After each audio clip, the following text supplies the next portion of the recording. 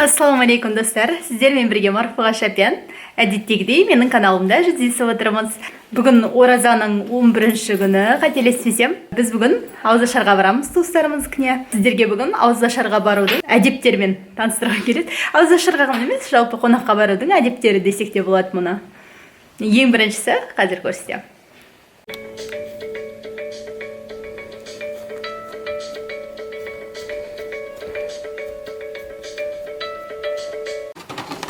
Егер сіздерді ауызашарға шақырған болса, ол бірінші кезекте мүмкіндігінше ол үй иелеріне шақырған сыйлық ала бару. Бізді бүгін міне ауызашарға шақырды туыстарымыз. Сондықтан біз арнайы пирог пісіріп алдық. Соны пирогқа енді коробкасын жасап жатырмыз. Қорабын жасау үстіндеміз. Өйткені пайғамбарымыз сәлемнің жалпы айтқаны бар ғой, сыйлық бір-бірлеріңді жақындастырады деген. Адамдардың сыйлық жасаған кезде бір-бірімен не мейірім артады дегендей. Сол енді біздің пирогымыз ұнайды деген ойдамыз. Міне мынау творожный шоколадный пирог. Осыны қазір енді қалбынан шығарып алып, қорабымызға салып аламыз берсе. Сыстық әлия. Алдымен әрлеп алайық дейді. Құлпынай. Өйткені бұны қазір әрлеуге қолданады. Мұны біз құлпынаймен әрледі. Енді жан жағынан крем жүргізіп жатырмыз. Бітет қалды. Бітіп қалды ма? Қасы. Мұны үстіне қант пудра шашылды. Енді ашып жатырмыз. Қандай әдемі торт. Биіктігін айтсайшы. Күшті.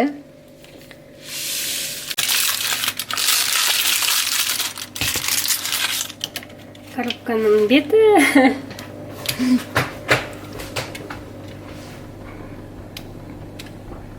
Біреусін, біреу қысқа оқыз.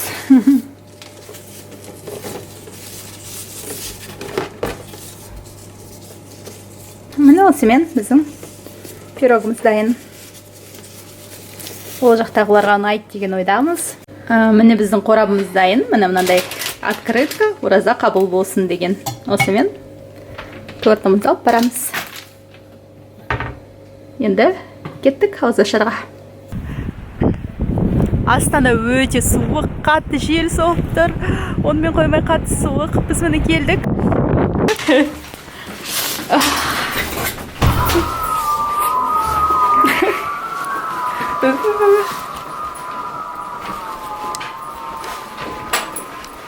Ой! Имаш, қалайсың? Имаш, қалайсың? Саған торт алып келдік қой біз. Торт? Иә, ана, әпке келеді. Қалайсыздар? Ой, Райконай, оразаларыңыз қабыл болсын. Райконай. Мына жақта міне ауызашардың үстелі дайын тұрған сияқты. Қазір бұйыртса ауызашамыз, бірақ біз әлі жарық бізде. Иә? Имаш, қалайсың? Біз ауызашарға күтіп жүрсің ба? Иә. Сен ораза ұстаған жоқсың ба? Жоқ. Кім ұстады ораза? Аға ұстады бағана. Аға ұстады ма? Иә. Сосын тағы кім? Мен ұстадым. Қойшы, сен де ұстадың ба? Иә, мен де. Онда ауызашамыз бірге, иә? Иә. Жаным. Анда соус кнопка көріп қойдың, мұрнын басып отыр қаршы. Қара. Не үшін сөйлейміз? Райконай. Райконай. Пайдасын жарма. Өзің селфи жасап аттың ғой. Селфи істеп аттың. Әйенің қолының бір деңесі бар. Бөпен сосасы ұйықта қалады бөпе. Сосын соның ішінде бір тапсырманы орындайсың. Сосын барып екіншісін өшіресің. Орындағаннан кейін ғана өшіру керек. Түсіндің ба? Давай біреусін өшіріп көрейік. Тиын керек, тиын бар ма? Бар, бар, бәрін өшіріп отыр ма не? Не біреусің? Сатып алдым да мақұлда. Подарок. Та-та-та-та. Не деп тұр? Ал оқы қалалы. Өзіңдің 40 ең үздік жетістігіңді жаз. Үшім дәптер аласың да, ең үздік жетістігін жазасың 40, жарай ма? Содан кейін барып келесі яшықты өшіресің. 40 болмасаш. 40-қа жеткіз бірден етіп. Ауызашарға дейін уақыт бар, ертерек келген секілдіміз. Сондықтан мен сіздерге жалпы ауызашарға барудың әдебі туралы, дінімізде ол туралы неден еді сол жөнінде бір-екі ауыз айтып кеткім келеді.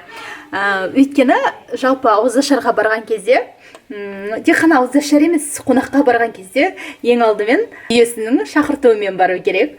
Оған барғаннан кейін, егер сізге орын берілген болса, ол кісі, мысалы, үй иесі өзі көрсетпейінше қалаған орынға отырып алуға болмайды. Бұл да бір әдептіліктің белгісі саналады. Үй иесі көрсеткен орынға отыру керек. Одан кейінгі дүние ол, мысалы, барған үйіңіздің үйдің ішін ары-бері қарап, тінтіп қарап, көзіңізбен жүгіртуге болмайды. Барынша әдеп сақтап отырған жөн. Сонымен қатар дастархан басында отырған кезде де, егер сіз отырғандардың арасындағы кішісі болсаңыз, онда сізден сұралмайынша жөн жосықсыз сөзге араласуға тағы да болмайды. Мүмкін үлкендердің сөзіне қонақ беріп, оларды тыңдап отырған дұрыс. Саған сұрақ қойылған кезде ғана оған жауап беруге болады. Сонымен бірге үстел басында отырғанда, енді көпшіліктің ортасында отырғаннан кейін сыбырласып сөйлесуге болмайды. Енді түрлі әдептері бар. Тағы да бір айтар кетерлігі, ол қонаққа барған үйдің енді уақытты көп созып отырып алуға болмайды. Мысалы, үй иелерінің басқа да жұмыстары болуы мүмкін, немесе қолайсыздық тудыруыңыз мүмкін деген секілді. Қонақ болғаннан кейін, белгілі бір уақыт өткеннен кейін, мүмкіндігінше ертерек қайтқан дұрыс. Міне менің сіздермен бөліскім келген, жалпы өзім білем-ау деген әдептер осы. Ал егер сіздерде қандай да бір әдептер жайлы білетін болсаңыздар, онда міндетті түрде комментарийге жазыңыздар, астында қалдырыңыздар. Ал мен қазір сіздерге дастархан басында адамдардың оразаны қалай өткізіп жатқандығы жөнінде бір-екі ауыз пікірлерін көрсететін болам. Сонымен қатар біздің пирогымыз ұнады ма, ұнамады ма, бұл туралы да сұрайтын боламыз. Бізбен бірге болыңыздар. Жаңағы қонаққа бару әдептері, ауызашарға бару әдептері туралы өздеріңіздің бір атқарып жүрген дүниелеріңіз туралы міндетті түрде осы комментарийде бөлісіңіздер адамдармен. Мен тағы да бір мәселені айтуды ұмытып кетіппін. Ол әрине сіз сол ауызашарға барған үйіңіздегі адам үшін, сізді ауызашарға шақырған адам үшін міндетті түрде жақсы дұға жасаңыз. Өйткені олар сондай енді жақсы ниетпен шақырады, осындай бір сауапты іс болсын, сауап жазылсын деп жазылады, шақырады. Сондықтан да олар үшін дұға етуді ұмытпаңыздар. Дұғаңызға міндетті түрде ол кісілерді қосыңыздар, өйткені өздеріңіз жақсы білесіздер, ораза ұстаған, ауыз бекіткен адамның дұғасы ол Алланың алдында қабыл болады. Имаш, не алып жатсың дастарханнан? Міне бізді ауызашарға шақырған біздің Римза деген апайымыз. Апа, сіз өзіңіз ораза ұстап жүрсіз, қиын болған жоқ па осының бәрін дайындау? Жоқ, ораза ұстап жүрмін. Алла өзі тәуіп береді екен, Аллам жеңілдік береді. Бүгінгі күнге өзімнің туған туыстарым, сіңілдерім, бауырларым, күйеу балаларымды өстіп бүгінгі мына Рамазан айындағы ең үлкен дастарханға шақырып бір сауап алайын дегенім ғой. Алла тағала сауаптан жазсын сізге, көп рахмет. Білеміз сіздің бауырсағыңызда жалпы пісірген дүниелеріңіздің өте дәмді шығатынын. Сондықтан Алла тағала осылай сауаптан жазсын. Көп рахмет. Ал жалпы өзі Рамазан қалай өтіп жатыр, ораза қалай өтіп жатыр? Мен басқа елге білмеймін, өзіме керемет өтіп жатыр. Керемет, жақсы болып жүрмін бүгін Рамазан айында. Қуаныштымыз. Мен ойлаймын, менің қаншама көрермендерімде көпшілігі сондай қуанышты күйде өткізіп жатыр деп. Ең несі сол зымырап өтіп жатыр, иә, байқауымызша тез өтіп жатыр, иә. Сол жағы болмаса, енді айтпесе керемет. Иә. Ой, мына Имаш деген, ол да түсіріп жүр, міне. Имаш не түсіріп жүрсің ба? Бұл да қалмайды. Иә. Бұл сәнім. Түсіп жатырмыз. Барак.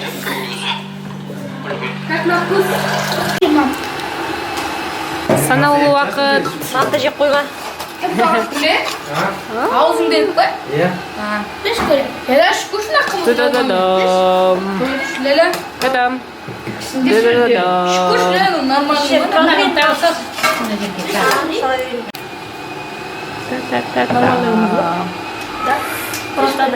Сүрғымыз андағы. Қандай да бұзылмаған ол сүрғымыз. Сейчас мы будем кушать.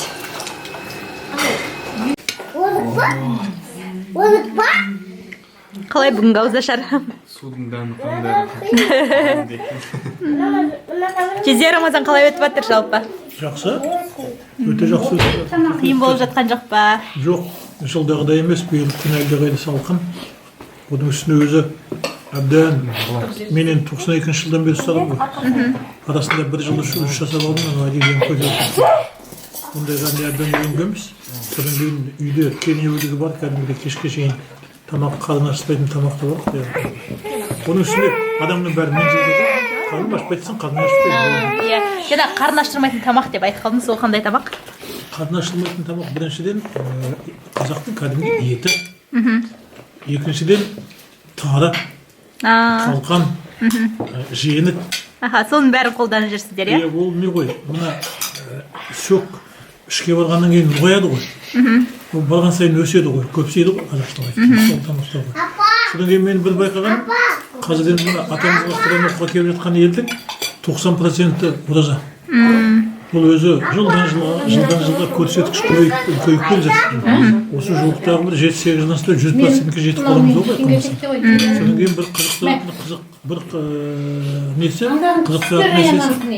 Мына мемлекеттік шенеуніктердің ішінде ораза ұстайтындардың Көбейіп келе жатыр, иә? санының артуы. Оларға енді белгілі бір дәрежеде байқаймын, кедергі бар айта берсең. Кәдімгідей кедергі бар. Бірақ соған қарамастан да ұстап жүрген жігіттердің көбейгеніне көбейді. Содан кейін келесі бір көзге түскен нәрсе жастардың тартылуы. Міне мынау 10 оқитын баланы өз еркімен ораза ұстамайды. Ұстамай қой деген бұл ұстамайды. Содан кейін келесі бір нәрсе, мысалы үшін біз менің ауыз ашуым уже 29-на шейін нетіп қойды. Шақырып қойды. Шақырып қойды. Иә. Енді ар жағында кім шақыратынды белгілі. Уже басқа оратың нететін бос күн жоқ. Елдің көңілі пейілінің түзелгенінде имандылыққа қарай бет болғанбыз. Алла енді осы Құдайым енді осы өтімізден тайғызмас екен деп ойлау керек. Әмин. Әйтпесе кезінде 92 жылы мен Талдықорғанда ұстаған кезде бүткіл мәкшілікті жалғыз мен ораза ұстаған болатынмын. Жалғыз өзім. Иә. Содан кейін неге Тамақ жеу керек. мына ораза намазына барған кезінде, айт намазға барған кезінде мен таңғалған. Сонда мен 40-тан асып кеткен кезім ғой. Өңкей 60-тан асқандардың арасында жалғыз болдым. Ешкім жоқ болатын. Келесі жылы қалайды 3-ші жылдан кейін көбейтіп біртіндеп бердік. Енді жылда біздің мына мешітке ораза айт кезінде, намаз кезінде, айт намаз кезінде мешітке қолмай сыймай кетеді ғой. Әйтпесе күнделікті бұлай жұма намазға барамын. Онда емес. Сол анау айт намаз кезінде кем дегенде 40-50 есе көбейіп кетеді. Осы. Рахмет көп. Ал онда. Қабыл болсын оразаларыңыз. Бүгінгі мына кешке дейінгі жайылған дастарханға көп көмек еткен менің қызым Қалаулы. Рахмет. Үстел жасасты. Сауаптан жассын Алла тағала сендерге барлықтарыңа. Оның еңбегі көбіне жүгіріп жасады. Аха.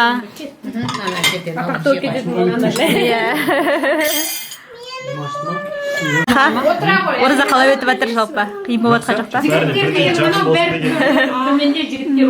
Қаймақ бар мына жерде. Міне біттік, енді қайтып бара жатырмын ауызашардан. Рахмет көп. Жалпы каналыма жазуды ұмытпаңыздар, мына жақтағы қоңырауды басып қойсаңыздар, сол қоңырау сіздерге қандай видео келіп салсам бірден келіп тұрады. Және жазылыңыздар. Келесі кездескенше, ертең кездескенше сау саламатта болыңыздар.